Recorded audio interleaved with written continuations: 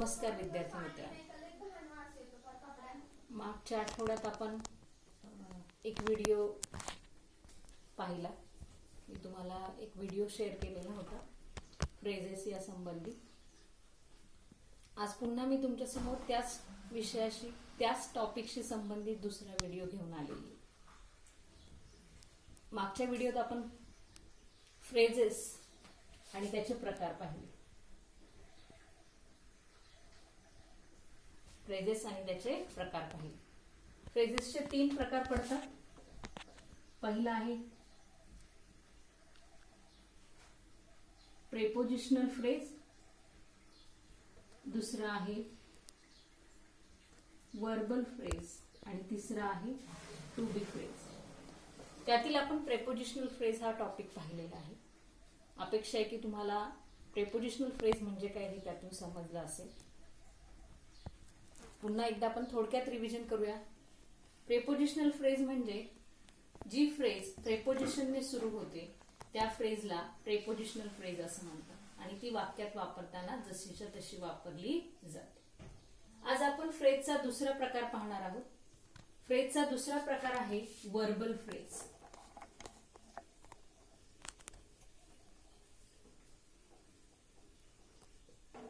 Verbal phrase. Verbal phrase म्हणजे काय?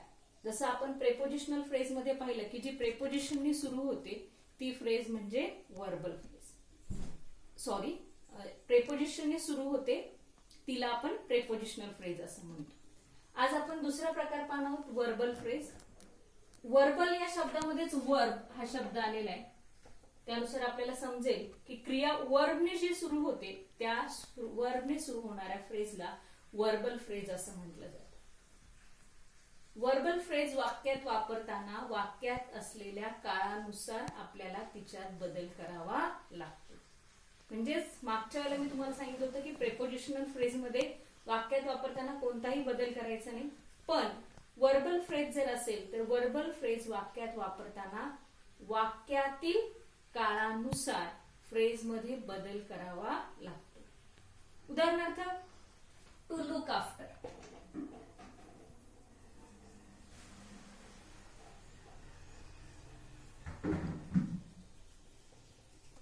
To look after ही एक फ्रेज. पहा, फ्रेजच्या सुरुवातीला काय आलेले? क्रियापद आलेले. This is verb. म्हणजे क्रियापदाने सुरू होणाऱ्या फ्रेज ज्या आहेत त्या फ्रेजला वर्बल फ्रेज असं म्हणतात. तुम्ही असं म्हणाल की मागच्या व्हिडिओत किंवा मागच्या पाठात आपण पाहिलं की प्रेपोजिशनने सुरू होणाऱ्या फ्रेजला काय म्हटलं जातं? Prepositional phrase. मग टू हे तर प्रेपोजिशन आहे, मग का बरं टू ने सुरू झालेली फ्रेज प्रेपोजिशन नाही? तर टू हे इन्फिनिटिव्ह आहे. क्रियापदाचं इन्फिनिटिव्ह टू नंतर क्रियापदाचं पहिलं रूप येतं आणि म्हणून टू वापरून आपण फ्रेज लिहितो. To look after, take care, to take care of, ह्या सगळ्या फ्रेज ज्या आहेत ज्याच्यामध्ये टू जरी सुरुवातीला आला पण नंतर जर क्रियापद असेल तर त्या फ्रेजला वर्बल फ्रेज असं म्हटलं जातं. टू लुक आफ्टर म्हणजे काय? काळजी घेणे, ची काळजी घेणे. टू लुक आफ्टर या फ्रेजचा अर्थ होतो ची काळजी घेणे. आता जर ही फ्रेज मला वाक्यात वापरायची असेल तर मी वाक्यात ज्या काळात मला वापरायची त्या कोणत्याही काळात मी वापरू शकते. मी कोणत्या काळामध्ये वाक्य तयार करते? वर्तमान काळात करते, भूतकाळात करते की भविष्य काळात करते, याच्यावर अनुसरून फ्रेज असते. याच्यावर अनुसरून तुम्हाला त्या ही फ्रेज वापरत असताना क्रियापदात बदल करावा लागतो. आता ही फ्रेज मी सगळ्या काळांमध्ये वाक्यात वापरू शकते. सगळे जे आपले 12 काळ आहेत त्या 12च्या 12 काळांमध्ये मला ही फ्रेज वाक्यात वापरता येऊ शकते. उदाहरणार्थ ही फ्रेज मी वाक्यात वापरताना जर वर्तमान काळात वापरली तर ही लुक्स आफ्टर मी. भूतकाळात वापरत असताना ही लुक्ड आफ्टर हिम. भविष्य काळात वापरत असताना we shall look after each other. We shall look after each other. मागे तुम्हाला सांगितल्याप्रमाणेच माझी अशी अपेक्षा आहे की तुम्ही व्हिडिओ पाहत असताना तुम्ही लगेचच्या लगेच वही आणि पेन तुमच्या बरोबर ठेवायचं आणि जे काही फळ्यावर लिहिलं जाते ते फळ्यावर लिहून घ्यायचे. So please write down this on the write down this in your notebook which is written on the blackboard. See here, I use the to look after phrase in the sentence in different types. वेगवेगळ्या प्रकारे मी वाक्यात वापरली, वेगवेगळ्या काळात मी ती वापरलेली. पाहिलं तसं जर आपण मागच्या व्हिडिओत पाहिलं तर आपण प्रेपोजिशनल फ्रेज काय केल्या होत्या, प्रेपोजिशनल फ्रेज आपण जशाच्या तशा वाक्यात वापरल्या होत्या, त्यात आपण बदल केलेला नव्हता. इथं मला ही टू लुक आफ्टर ही फ्रेज वाक्यात वापरत असताना मी प्रत्येक वेळी बदल केलेले. वर्तमान काळात वेगळे असे राहिलेले जे सगळे काळ आहेत त्या काळामध्ये सुद्धा मी ही फ्रेज वाक्यात वापरू शकते. उदाहरणार्थ कंटिन्युअस टेन्स मध्ये सुद्धा मी ही फ्रेज वापरू शकते, परफेक्ट टेन्स मध्ये सुद्धा ही फ्रेज वापरू शकते. म्हणजे ज्या काळात तुम्हाला वाक्य लिहायचे त्या काळामध्ये तुम्ही ही फ्रेज वाक्यामध्ये वापरू शकता. क्रियापदाने सुरू होणाऱ्या ज्या सगळ्या फ्रेजेस आहेत त्यांना वर्बल फ्रेज असं म्हणतात, हे नेहमी लक्षात घ्या. आणि दुसरी सगळ्यात महत्वाची गोष्ट म्हणजे वर्बल फ्रेज वाक्यात वापरत असताना त्याच्या वाक्यातल्या जर क्रियापदाचा काळ आहे किंवा वाक्यात तुम्हाला ज्या काळात ते वाक्य वापरायचे त्यानुसार तुम्ही त्याच्यामध्ये बदल करू शकता. उदाहरणार्थ आपण पुढचं आणखीन एक वाक्य पाहूया. To give up. To give up. Give up म्हणजे सोडून देणे. टू गिव्ह अप म्हणजे काय करणे, सोडून देणे. आता ही फ्रेज मला वाक्यात वापरत असताना ही फ्रेज मला वाक्यातल्या काळानुसार वाक्यात जो काळ मला वापरायचा आहे त्या काळामध्ये वापरायचे. उदाहरणार्थ इथे मी एक वाक्य लिहिते, तुम्ही पुढे त्या तुम्ही तुमच्या पद्धतीने वापरून पाहिजे जर तुम्हाला जमली तर, नाहीतर मी तुम्हाला सांगणारच आहे. उदाहरणार्थ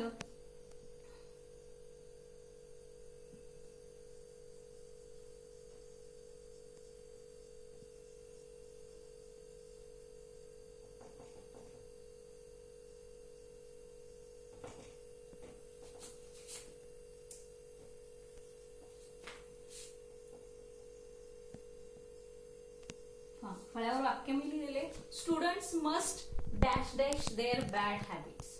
student must dash dash their bad habit. आता यामध्ये या वाक्यामध्ये आपल्याला कोणत्या काळामध्ये फ्रेज वापरता येईल, इथे मस्ट आलेले.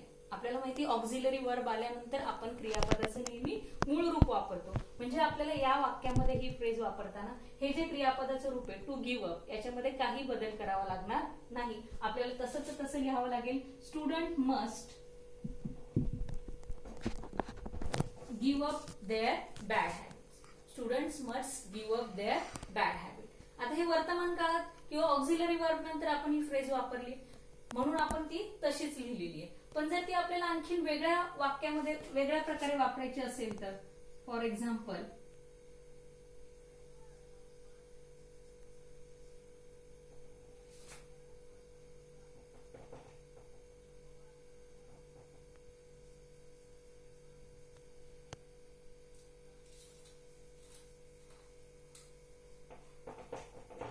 we are dash dash these efforts. we are dash dash these efforts. आता इथं we are याच्यानंतर आपल्याला फ्रेज वापरायची. मग ही फ्रेज वापरत असताना इथं आर आलेला आहे म्हणजे आपल्याला ही फ्रेज कोणत्या कंटिन्युअस टेन्स मध्ये वापरावी लागेल. मग आपण काय वापरणार, we are giving up these efforts. we are giving up these efforts. समजतंय, लक्षात येते तुमच्या फ्रेज कशा वापरायच्या. फ्रेज वर्बल फ्रेज जी असेल ही वर्बल फ्रेज वाक्यात वापरताना तुम्हाला तिच्यामध्ये क्रियापदाच्या काळानुसार बदल करावा लागतो, हे नेहमी लक्षात ठेवा. एक सगळ्यात महत्वाची गोष्ट, very important thing, you have to remember that while you are using or while you are dealing with the verbal phrases, while you are using these verbal phrases in the sentence, you have to use this verbal phrase as the tense of the sentence or as the condition of the sentence. You have to use that verbal phrase in that sentence according to the tense. It means you have to remember that. If you remember one thing of my last video, that if you remember just one thing, that prepositional phrase you should use as it is. Just remember that this is not a prepositional phrase, this is a verbal phrase, and that's why you have to use this verbal phrase according to the tense of the sentence or according to the condition of the sentence. Understood? I think everybody should write down it. I will rub the board and then we will deal with some more examples.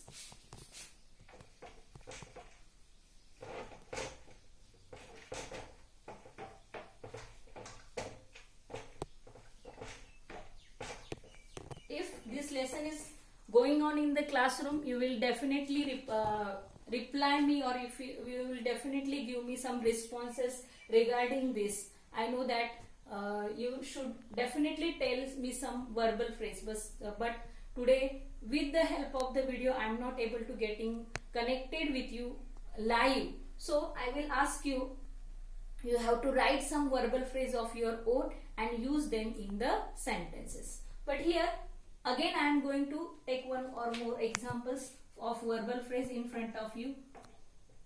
To make up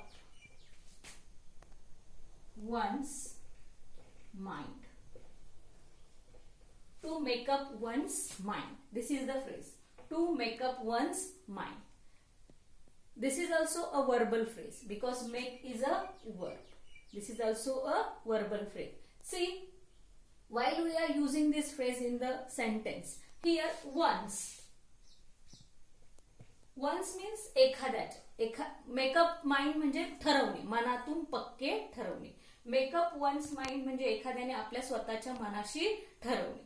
मग आता इथे ही phrase जेव्हा तुम्ही वाक्यामध्ये वापरणार त्यावेळेला तुम्हाला once या शब्दाच्या जागेवरती तुम्हाला त्या वाक्यामध्ये जे सर्वनाम आलेलं आहे किंवा जो कर्ता आलेला आहे त्या कर्त्याला अनुसरून तुम्हाला काय करावं लागणार आहे, त्या कर्त्याला अनुसरून तुम्हाला ही फ्रेज वापरावी लागणार आहे. उदाहरणार्थ, I make up my mind for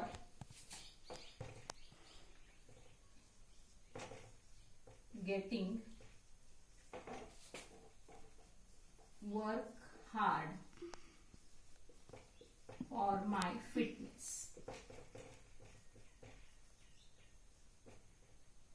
For my fitness. I make up my mind for getting work hard for my fitness. Here, while I was using this phrase, make up my mind, I use the my. Instead of once, I use the preposition my because the subject of the sentence is I. The subject of the sentence is I. That's why I use this my. Here my. If there is a subject, different subject. If there is a subject Ram. Ram makes up his mind. Ram makes up his mind.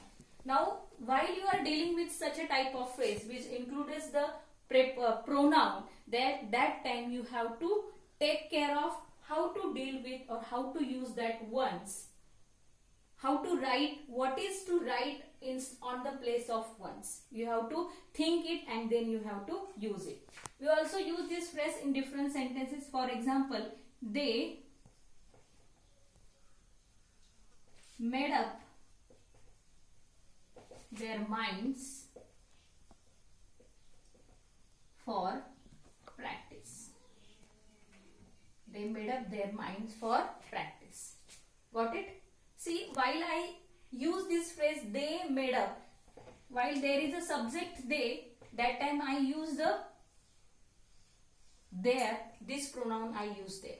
Means you have to use the, instead of once, you have to use the perfect pronoun while you are using this type of phrases which includes the once. For example, to make up one's mind, or to take a charge of one's mind, or to take him decision.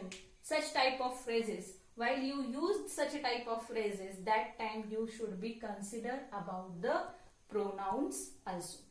Understood? I think everybody get understood what is the verbal phrase. Let me revise once again. आपण पुन्हा एकदा revision पाहूया. Verbal phrase म्हणजे काय? Verbal phrase म्हणजे जे क्रियापदाने सुरू होते त्या क्रियापदाने सुरू होणाऱ्या फ्रेजला वर्बल फ्रेज असं म्हणतात. ही सगळ्यात महत्त्वाची गोष्ट. The phrase which starts with the verb, it's called a verbal phrase. First important thing. Second important thing, while you are using this phrase in the sentence, you have to use this phrase in the sentence according to the tense of the sentence or according to the condition of the sentence. This is the second important thing about the verbal phrase. Verbal फ्रेजच्या बाबतीमध्ये ह्या दोन सगळ्यात महत्वाच्या गोष्टी तुम्ही लक्षात ठेवायच्या की वर्बल फ्रेज ही क्रियापदाने सुरू होते म्हणजेच वर्बने सुरू होते आणि वर्बल फ्रेज वाक्यात वापरत असताना आपण वाक्याच्या काळानुसार क्रियापदात बदल करतो. आता ही फ्रेज आपण आणखीनही वेगळ्या काळामध्ये वापरू शकतो. They are making up their minds for practice. They were making up their minds for practice. Okay नाही. किंवा we had made up our minds. आपण आणखी पुढच्या एका काळामध्ये वापरून करूया. We had made up our minds for practice. Got it? Everybody should understand. You have to understand. You have to read some references about regarding this. फक्त हा video पाहून तुम्हाला समजू शकतं पण तरी सुद्धा तुम्ही आणखीन रेफरन्स पाहिला पाहिजे, पुस्तकं वाचली पाहिजे, धडे वाचले पाहिजे आणि धड्यांमध्ये अशा फ्रेज शोधल्या पाहिजे की कोणकोणत्या ठिकाणी या फ्रेज वापरलेल्या आहेत, कशा वापरलेल्या आहेत आणि त्याच्यामध्ये काय बदल झालेले आहे. तुम्ही पाहिलं पाहिजे की प्रेपोजिशनल फ्रेज खरोखर या वाक्यामध्ये अशी वापरलेली आहे, वर्बल फ्रेज या वाक्यामध्ये अशी वापरलेली आहे. तुमच्या टेक्स्टबुक मधला दुसरा धडा जो आहे अन एन्काउंटर ऑफ स्पेशल काइंड हा धडा तुम्ही वाचा. त्या धड्यामध्ये आलेल्या ज्या वेगवेगळ्या फ्रेजेस आहेत त्या फ्रेजेस फाइंड आउट करा. फॉर एक्झाम्पल त्या धड्यामध्ये आलेली muster the courage, muster one's courage. Muster one's courage म्हणजे एखाद्याने धैर्य एकवटणे. मग ती फ्रेज सुद्धा याच प्रकारे. ती फ्रेज कोणत्या प्रकारे? अशाच प्रकारची ती फ्रेज आहे. मग ती फ्रेज वाक्यात वापरत असताना कशी धड्यामध्ये वाक्यात वापरलेली आहे, मी कशी ती वाक्यामध्ये वापरू शकतो याची प्रॅक्टिस करा, याचा सराव करा.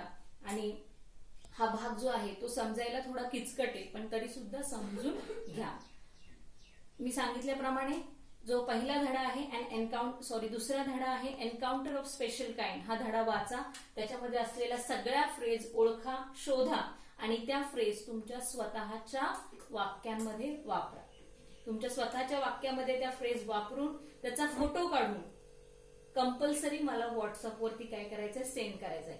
जे त्या धड्यामधल्या सगळ्या फ्रेज पाहतील, शोधतील आणि लिहितील त्या सगळ्यांनी या गोष्टीची दखल घ्यायची. कोणीही याबाबत दुर्लक्ष करायचं नाही की त्या धड्यातल्या फ्रेज शोधा, ओळखा आणि त्या तुमच्या स्वतःच्या वाक्यामध्ये वापरा. समजलं? म्हणजे या धड्यावरती किंवा या टॉपिकवरती आपला जो एक्सरसाइज राहणार आहे तो राहणार आहे read the story of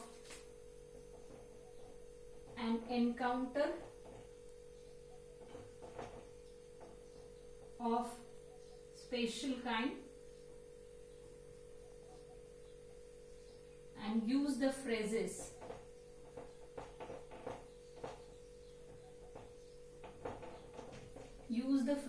in your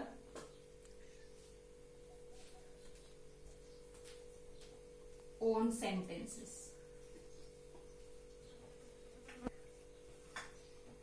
Understand? That's it. In next video we will going to deal with the next topic, that is to be phrase. Thank you very much and goodbye.